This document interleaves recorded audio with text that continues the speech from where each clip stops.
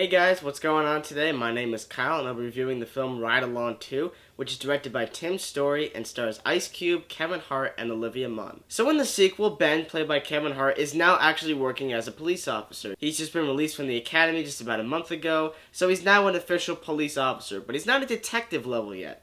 And he's getting ready for his wedding date to Angela. However, when a new drug dealer, played by Benjamin Bratt, arrives in Miami and starts shipping out drugs from one city to the next, it's up to Ben and James, played by Ice Cube, in order to stop him. Now, before I give my thoughts on Ride Along 2, I'd just like to tell you guys that I enjoyed Ride Along 1. It's a guilty pleasure for me because I know it's not that great, I know it's not a great movie, but I still enjoyed it nonetheless. I don't think it's terrible at all, and I enjoyed the chemistry between Kevin Hart and Ice Cube. However, their chemistry in Ride Along 2 started to get on my nerves a bit because even though I enjoy the actual interactions with the characters, it's the fact that they haven't really changed. There's no real dynamics to their character. They just remain the same characters that you saw in the first movie. Ice Cube continuously makes fun of Kevin Hart. He says, "You say this line, I'm going to shoot you." He says all that stuff that he said in the first movie.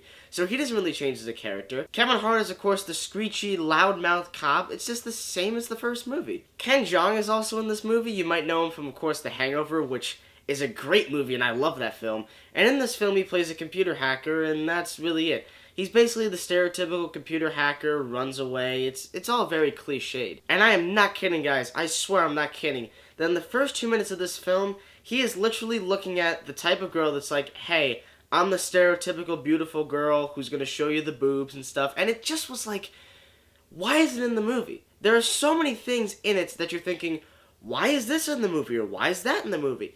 There's even a scene where Kevin Hart has to drive around and he instead visualizes everything as a video game. Now, to some that might seem awesome, but the way they did it was so stupid. Now, I think my favorite character of this movie is Olivia Munn's character. She's also a detective who's also kind of a loose cannon at times. She steals cars even though she's not really allowed to by her boss. She's basically the female version of Ice Cube, and that's what I like because her character was not the stereotypical cop who would always get kidnapped or captured and the other cops had to go save her. She was tough. She was a badass. And guys, I'm telling you, the first time we meet her is without a doubt the funniest part of the film for me. I was laughing non-stop throughout the entirety of the scene.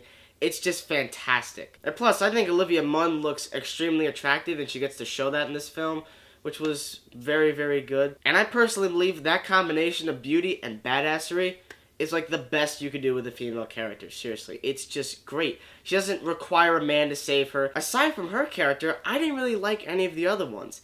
The villain in this movie is a joke. Honestly, it's a joke. There are twists and turns in this movie that literally feel like a slap to the face, thinking, huh? This came out of really nowhere for some reason, just to have this person be tied in with the bad guys.